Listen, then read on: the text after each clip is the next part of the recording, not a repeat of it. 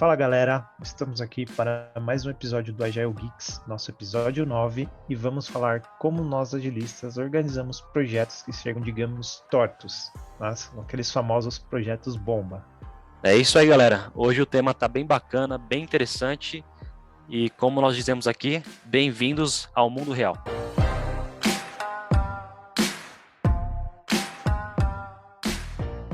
Bom, galera, então voltando aqui após a nossa introdução, venho trazer aqui algumas situações aqui em que esses projetos tortos aqui, eles acabam caindo para TI, né? Então, projetos tortos a gente fala assim mais num todo, dizendo assim no sentido de tipo projetos que são tocados ali pela área de negócio e acabam sendo meio que tendo uma autonomia de contratação totalmente o negócio ali, sem passar por TI, sem ter um envolvimento da diretoria ou uma governança estabelecida. E eles acabam vindo ali por um certo motivo estratégico ou porque o projeto ele chegou a um nível de escalabilidade ou importância dentro do negócio em que ele não consegue ser mais comportado. E aí eles acabam tendo que migrar para a diretoria de TI ou para a área de TI para ter uma governança melhor, uma arquitetura, vamos dizer assim, melhor. E a ideia seria falar hoje sobre qual que é o papel do agilista e que tipo de soft skills ou modelos de trabalho ele teria que ter para conseguir aplicar uma certa governança tal, e ali junto com a squad para conseguir tocar um projeto desse tipo. E aí vale um pouco também aqui da gente exemplificar e trazer certas diferenças para certos tipos de projeto, porque dependendo muito, às vezes o agilista ele vai ter um projeto ali que ele não está totalmente focado no ágil, ou é um projeto totalmente meio que em cascata, acaba sendo um projeto híbrido. Então a gente vai trazer aqui alguns exemplos de funções ali que vão acabar tendo que ser assumidas pelo papel dele durante essa transformação, vamos dizer assim, essa migração desse projeto. E aí eu trago aqui a palavra para o Daniel falar um pouquinho das diferenças aqui. Então, Everton, é importante, né, quando a gente fala sobre essa questão dos projetos que acabam caindo torto, né, projetos que estavam sendo aí atuados por outra equipe, outro time que não tinha envolvimento da TI, né, até por uma visão, de repente, de alguma área de negócio específica dentro de uma companhia, e entendeu que não era necessário a TI estar como atuante ou até ter ciência desse projeto, né? E aí eu entendo que isso aí pode ocorrer um risco, né? Porque é importante, a gente prega muito na agilidade, que é trazer a transparência na nossa visão holística da empresa, né? Tem que saber o que as áreas estão atuando, quais projetos estão sendo tocados, porque uma hora ou outra, quando a gente pensa muito ali na sustentação, geralmente acaba tombando aí para a TI, né? Geralmente a TI interna da empresa, e talvez os terceiros ou fornecedores que atuaram no projeto, eles vão acabar saindo ali, né? E geralmente na vida real, a bomba acaba ficando para quem está em casa. Então é importante, quando um projeto, entre aspas, ele vai chegar torto para a TI, é entender qual que é o motivo daquele projeto ele está caindo para a TI, né? Foi uma carteirada, né? Foi uma priorização de última hora. Como que vai funcionar isso aí? Porque a gente sabe que no dia a dia, né, de repente o time ele está tocando as atividades, tocando projetos, e algumas vezes tem carteirada sim. Por mais que a gente tenha um portfólio de projeto, a gente tem uma estruturação, né, um plano aí para o ano, ou para alguns anos aí, a gente sabe que acaba às vezes projetos sendo dinâmicos, né? Seja um projeto legal, um projeto fiscal, um projeto que tenha algum benefício muito gigantesco aí para a empresa, acaba passando na frente dos demais, até um projeto estratégico mesmo. E aí, nesse caso, quando o projeto tomba para ter, a primeira coisa é entender, cara, qual que é a importância e relevância desse projeto? Porque se nós temos um time que já está atuando em alguns projetos, né, com prazos ali, com entregas, faz sentido eu pegar um novo projeto que, na teoria, o time da TI, por exemplo, desconhecia, né, não tinha visão do que se tratava, não sabe se está no início, está no meio, se está próximo do fim, não sabe quais são os riscos, né, qual que é o custo do projeto. Simplesmente aparece ali um projeto para a gente atuar. Então, eu entendo, quando a gente vai falar aí da diferença do papel do agilista, né, talvez ali do Product Manager, a gente tem que entender o seguinte, eu posso pegar o agilista que está no meu time e dar um chapéuzinho para ele de Product Manager. Para acontecer isso, vai depender muito do alinhamento daquele projeto que está tombando para TI. Cara, qual que é a relevância, qual que é a importância, ou até qual que é a carteirada? Porque talvez no projeto que estava com o negócio, estava sendo tocado talvez um modelo híbrido, ou cascata, ou propriamente ágil, como você já falou, talvez com outras empresas, né, com outros fornecedores, e aí quando cai para TI a gente não tem mais aquele conhecimento dentro de casa. Exatamente. E outro ponto também, né? Se a pessoa ali, né, o próprio Agile Master, né, o próprio Team Lead ou Scrum Master, que for, né, se ele tem ali a skill necessária para tocar aquele projeto, né? Porque muitas vezes, se tratando ali de, vamos falar assim, né?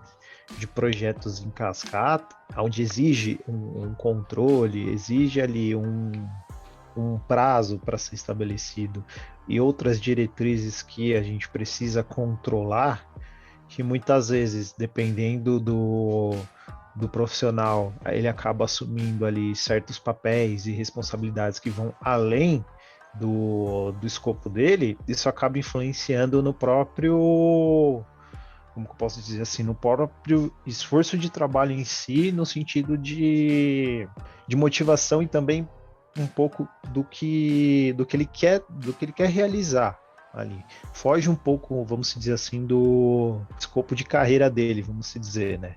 Porque vamos falar aqui, se tratando de um project manager, a pessoa ali, ela tá mais preocupada ali, de certa forma, com a entrega daquele projeto. Então, ela foi contratada para aquilo, o foco dela é na entrega e ela não tem ali um foco específico na squad.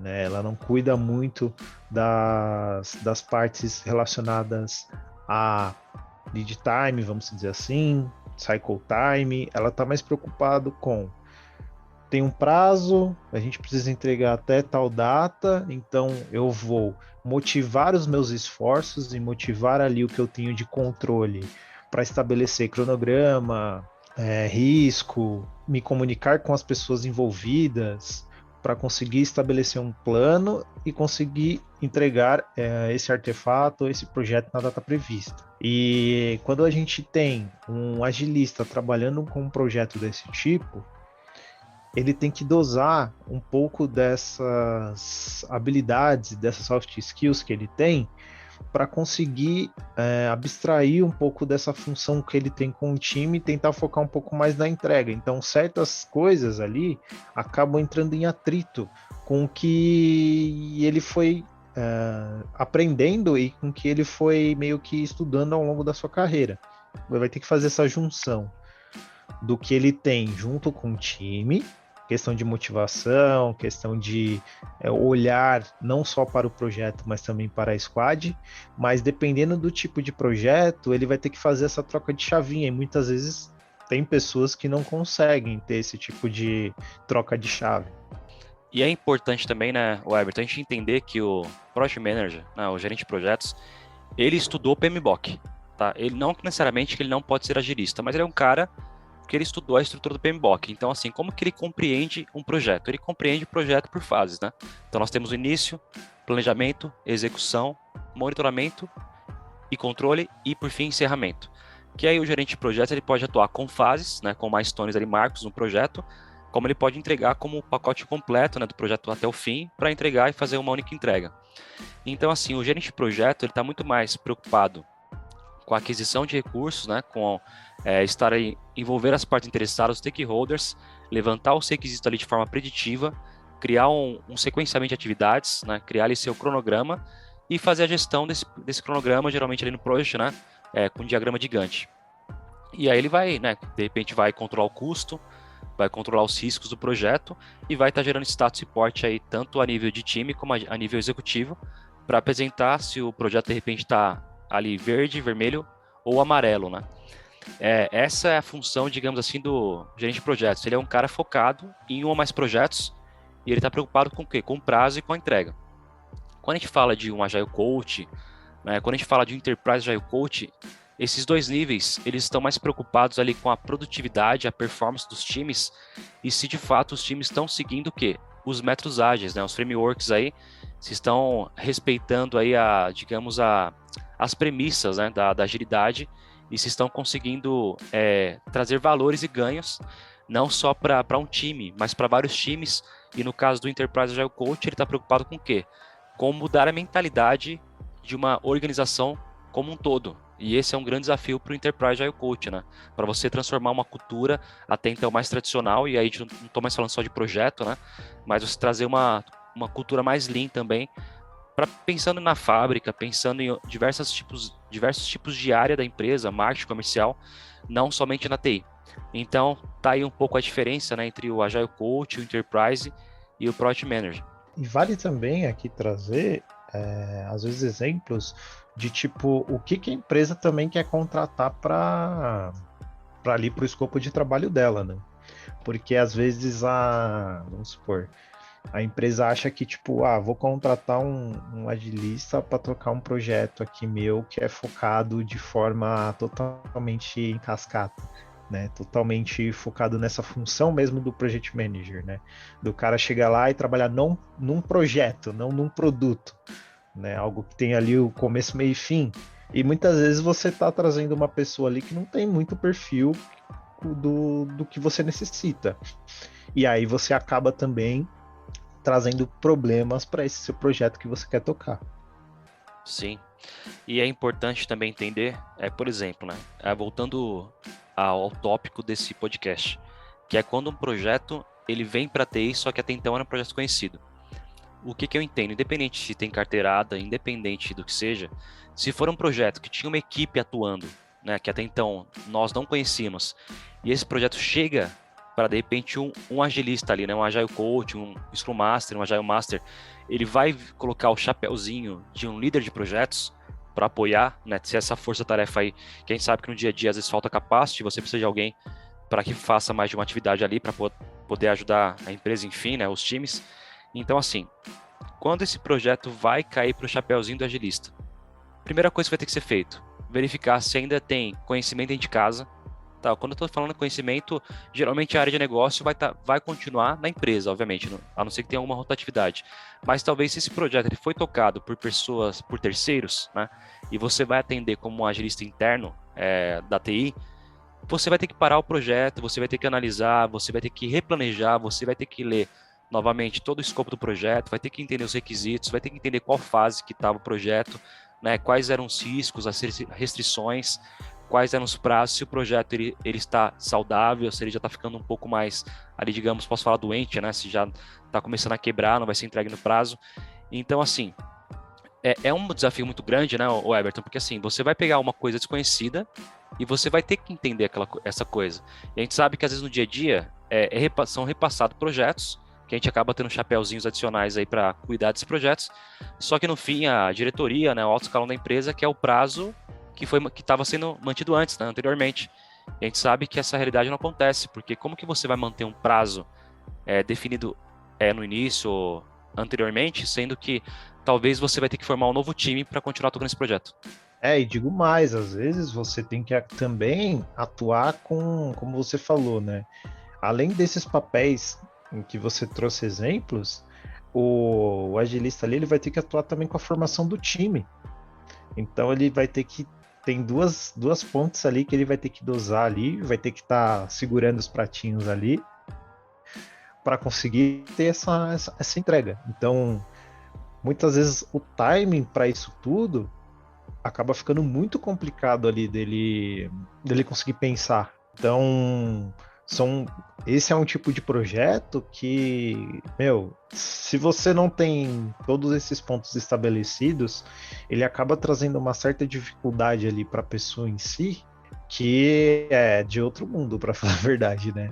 Tipo, vai exigir muito da pessoa ali e a pessoa tem que ter uma bagagem ali muito boa para conseguir tocar isso. Com certeza. E outro ponto também, você imagina o seguinte, se você tiver que contratar um time novo, primeiro, o time vai ter que entrar, né, fazer o onboard na empresa, vai ter que entender o compliance da empresa, e obviamente vai ter que conhecer o projeto, vai ter que conhecer aquilo que vai atuar. E até mesmo, se você não tiver essa parte on-board de compliance, for o time interno, né, quando a gente está falando de TI, for atuar nesse projeto conhecido, você vai ter que verificar o quê? Capacity, se é possível as pessoas que estão atuando já em outras demandas ter um part-time aí nesse projeto. Quem de fato vai vestir o chapéuzinho ali do agilista, né, que vai ter capacity também para poder atuar nesse projeto. E obviamente vai ter que ser feito um estudo, como eu já falei antes, né, para ter um replanejamento para poder para fazer o quê? Que esse conhecimento ele venha para o time, que até então era algo desconhecido. Então é um grande desafio, só que é uma coisa, tá, pessoal, que a gente enfrenta diariamente, né? Então, assim, eu tento boicotar muitos projetos que eu vejo que estão querendo cair pra gente ou que tá querendo mudar a prioridade, sendo que o time já está focado. E o que geralmente eu falo para as áreas de negócio, eu falo para gestão executiva, que nós da TI a gente trabalha com o quê? Com análise. E tudo que você vai fazer, seja um estudo de uma especificação funcional, de um requisito, seja para codificar uma especificação técnica, um entendimento específico, né? Você tem que analisar. Tudo que você está fazendo é análise. Então você não consegue sair de uma caixinha e mudar para outra e já começar assim, de repente. Você tem que parar, né? Digamos que baixar aquela adrenalina, aquele download, né, do que você estava fazendo, para poder mudar a sua visão e começar outra coisa. Então não é a famosa parcelaria, né? Ah, estou tocando um projeto, agora posso pegar outro e começar a fazer já. Tem que ser uma coisa muito organizada, né? E esse é o grande desafio que a gente tem no dia a dia. Verdade. Além de ser um desafio grande, e imagino também quando muitas vezes nesse cenário a gente vê que o capacity ali ele não vai ser adequado e a gente tem que criar uma nova squad para tocar esse projeto de forma focada, né? E aí o agilista ele acaba tendo um esforço ali nessa nova squad muito grande, né? Porque ele tem que trazer tudo a bagagem que ele tem de conhecimento interno, de governança, de processos que ele tem dentro da empresa para essa nova squad, para que ela consiga se desenvolver e consiga tocar esse projeto, continuar esse projeto de uma forma saudável, né? E muitas vezes, nessas primeiras semanas, nesses primeiros meses, de certa forma é te cobrado uma performance ali, né? Que realmente você não vai conseguir atingir. Que é a famosa curva J que a gente tem, né? Pessoas novas, conhecimento, então até de fato você ter uma entrega ali, criar uma velocidade com a sua squad, ter um histórico de entregas, vai levar um certo tempo. Não, com certeza, Everton. E é engraçado esse nosso papo aí, porque o que eu lembrei aqui? Tem agilista que ele é um pouco xiita, né? Tem agilista que não aceita você falar que vai ter prazo, tem cronograma. Só que a gente sabe que grandes empresas, grandes organizações, indústrias, é muito difícil você conseguir trabalhar sem cronograma, né? A gente não está falando de uma startup, de uma health tech, fintech, que está ali construindo um produto digital, que você pode começar a gerar incrementos, né? Você vai ter que coletar feedback do seu cliente, e aí você pode, de repente, parar o produto, não avançar mais, que já está bom, você pode negociar essa flexibilização, né? Você não trabalha com um cronograma fixo, você trabalha com um cronograma flexível conforme as entregas. Mas quando você fala de uma empresa gigante, é claro que a gestão, né, que teve um budget, ele teve um orçamento liberado, eles querem saber qual que é o prazo de entrega. E por mais que você explique no dia a dia, gente, é impossível você levantar um cronograma 100% preditivo, porque todo produto, toda solução que vai ser criada, ela tem uma evolução. E essa evolução vai gerar o quê? Adaptação. A gente sabe que vai ter mudanças. Só que mesmo assim, toda empresa grande quer um cronograma que de certa forma traz segurança. E eu até brinco, né? A gente cria plano para não cumprir plano. Então, assim, o agilista, independente do cargo que ele desempenha como agilista numa empresa, ele tem que saber, ele tem que ser maleável para saber que nem sempre ele vai fazer 100% do papel dele. Que ele pode fazer, de repente, o papel de PO, como eu já fiz, ele pode fazer um papel de tester, como eu já fiz, ou propriamente como eu me divido na minha empresa, na minha empresa é ótima, né? Na empresa que eu atuo, eu faço também papel de gerente de projetos, tá tudo bem. Sim, sim, entender ali que vai, de certa forma, né? Tem aquelas pessoas ali que acham que a gente é meio, às vezes, segue a agilidade ali by the book, né? E, cara, não funciona, meu.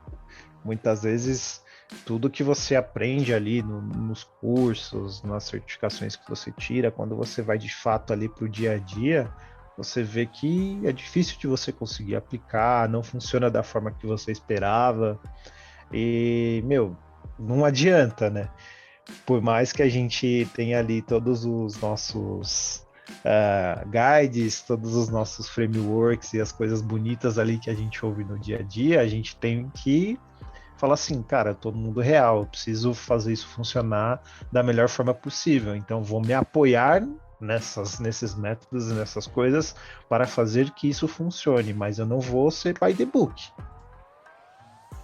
E é importante, Everton, aquilo que você falou sobre a questão de a gente faz curso, a gente tira certificação, a gente lê guides, e a gente vê que no dia a dia você não consegue ser by the book. Só que se você parar para pensar, isso é uma questão do ser humano. O que a gente lê na teoria, né, de boas práticas aí, sei lá, vamos pensar assim, boas práticas para a saúde, né? O que eu devo fazer para ter uma saúde top? A gente vai ler, mas no outro dia você vai comer McDonald's, entendeu? Então, assim, o ser humano ele é muito difícil seguir a teoria boa do que ele lê e colocar na prática. Então, quando a gente fala dos frameworks, né, dos métodos ágeis que a gente tem, do próprio guia do PMBOK, a gente vai ler aquilo é brilhante na teoria, e é importante ser brilhante na teoria, né? Porque, digamos que na prática a gente vai tentar buscar aquela teoria. E aí esse é o grande desafio da agilidade, a gente conseguir implementar essa cultura na cabeça dos times, né, das pessoas que estão trabalhando com a gente.